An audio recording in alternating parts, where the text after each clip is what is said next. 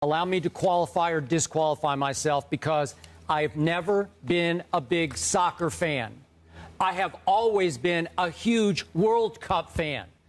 I've covered the World Cup back in my newspaper days. I've covered matches on foreign soil. I know how into the world these games feel, these matches feel in other countries.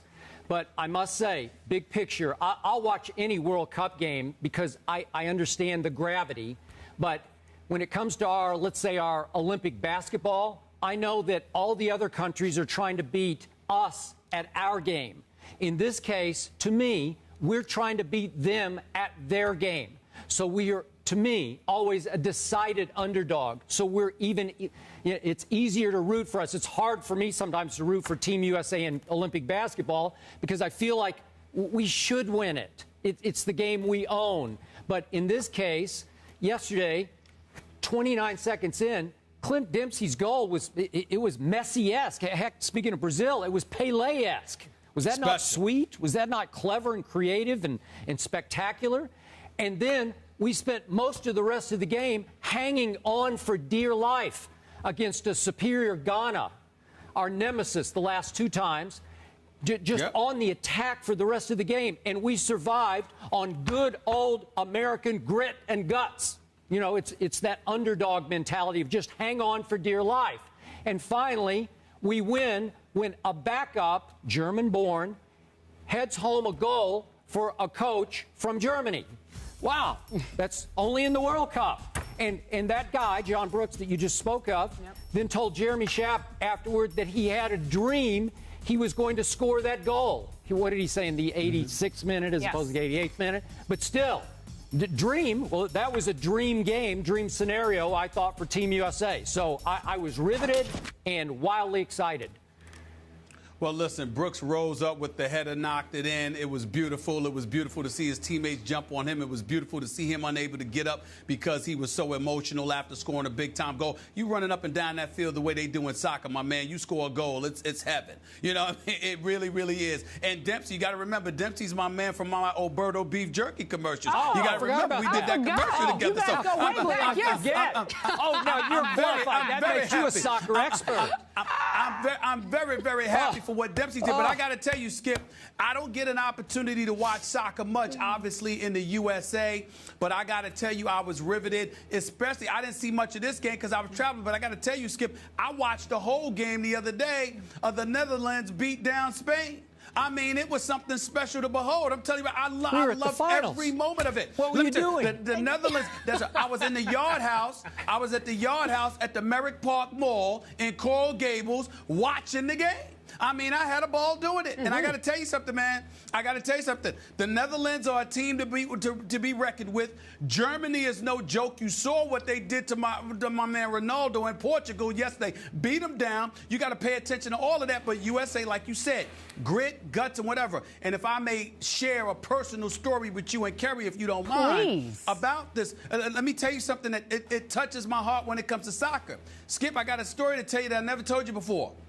Years ago, I'm a student at Winston-Salem State University, my alma mater, and I want to become a sports writer, and I'm a clerk for the Winston-Salem Journal local newspaper. The sports editor, Terry Oberle, sends me out there. This is in 1991. He sends me out there, Skip, actually 92, I'm sorry. He sends me out there to do a feature on Wake Forest soccer because I'm trying to become a sports writer. And I wanted to, to build my portfolio and develop published clips. I go out there. There's a gentleman by the name of Walt Chisowich. He is now deceased. He was the head soccer coach for Wake Forest University. An absolutely wonderful man. Just touches my heart even thinking about him. I walked up to him and said to him, I don't know anything about soccer. The only match I've ever watched was Pelé in 1980, the Olympics. I know nothing about soccer, but I'm an aspiring sports writer, and they asked me to do this assignment. I don't know how I'm going to do it. Could you help me?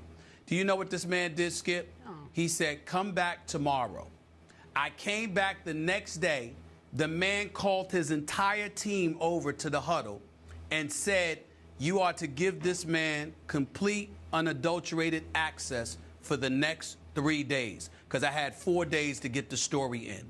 And for 3 whole days, it was either the players or Walt Chiselwich himself who taught me the game of soccer that allowed me to write a 2-page end zone piece for the Winston-Salem Journal. And it was so good that I came in the next day, and Terry Oberle, the sports writer, said, "Congratulations, you are the new beat writer for Wake Forest Soccer, the #3 team in the nation." And that is the reason I became a sports writer, because of the soccer team at Wake Forest, along with Coach Walt Chiselwich. To him and his family, love y'all dearly. Thank you for everything. Okay. Not to top you on that, but can I tell a quick story also? You were there when something started. 1982, before your time. I'm a young gun columnist at the Dallas Times-Herald, assigned to go to Wimbledon and the British Open. There's an off week in between those 2 events in which the World Cup is being played. I'm in England. I am, you and I have never discussed this, I'm a Shakespeare fanatic. I had a chance to go to Stratford-upon-Avon, Shakespeare's home, and actually see a play, All's Well That Ends Well. I had tickets for months for this play. The young lady I was with at the time, got to bring that up, Ernestine, I'm sorry. Hey, oh, yeah, but, no, you but don't. We go to the play. We make it maybe 20 minutes into the play, and I looked at her and I said, "I'm sorry, I have to go back to the hotel. I can't stand it. I've got to watch Germany and Italy in the World Cup final." It just got in my blood, man. I just couldn't take it. So I took so many Shakespeare courses at Vanderbilt, and I walked out on All's Well That Ends Well to go watch Germany play Italy. That's how much the World Cup grabs me every 4 years.